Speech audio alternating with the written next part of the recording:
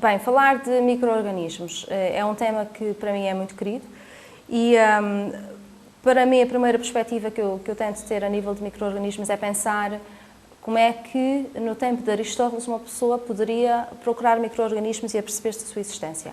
Praticamente não podia, por isso mesmo é que nas descrições de Aristóteles que nós temos, que terá sido o primeiro pai das ciências, não há enumeração dos micro-organismos, eles não são reconhecidos como seres vivos, não eram possíveis de ser visualizados.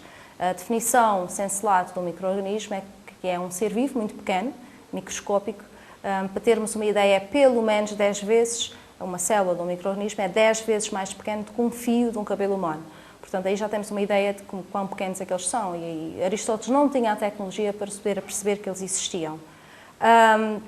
Nós só podemos perceber que eles existem a partir do momento que Lovelock começa com o desenvolvimento das lentes e começa a ver seres microscópicos com o auxílio das lentes.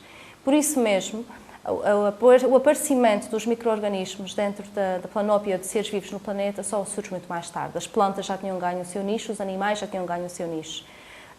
Se são seres muito pequenos e que nós temos técnicas rudimentares de os ver e eles parecem todos ser uns pontinhos, inicialmente o homem pensou que eram todos a mesma coisa. E então, a classificação dos micro-organismos só surge substanciada em 1969, quando o Whittaker acaba por os colocar numa categoria que era o reino Monera. Já estamos a falar século XX, ou seja, muito mais tarde.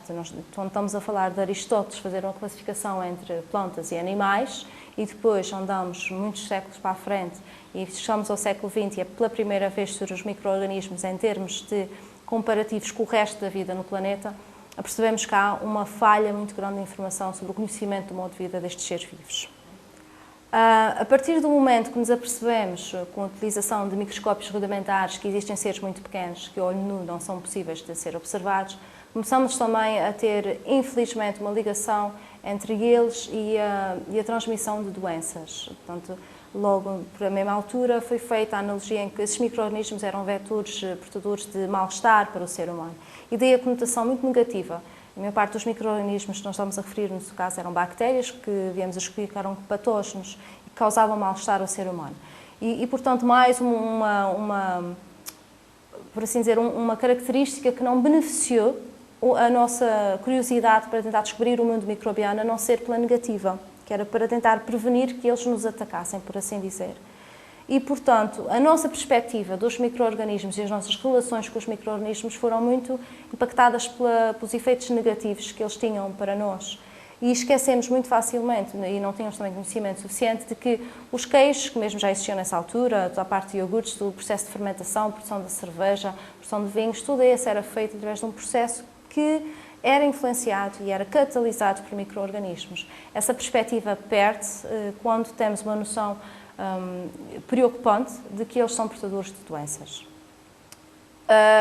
Eu falei há pouco de 1960, das classificações do Whittaker. Todas as classificações que existem acerca dos seres vivos no planeta são classificações que o ser humano criou para nós podermos mais facilmente nos relacionar com os seres vivos. Ou seja, quando nós falamos de uma planta, temos uma ideia clássica de um ser vivo que tem folhas, são verdes, que produz o seu próprio alimento através da luz solar. Quando pensamos no animal, pensamos num ser vivo com pelos, que tem sangue, ou seja, as nossas características são bem definidas. Não nos podemos esquecer nunca que são características que são dadas a categorias para nós, seres humanos, nos relacionar mais facilmente com estes seres vivos. O que é que aconteceu com os micro-organismos?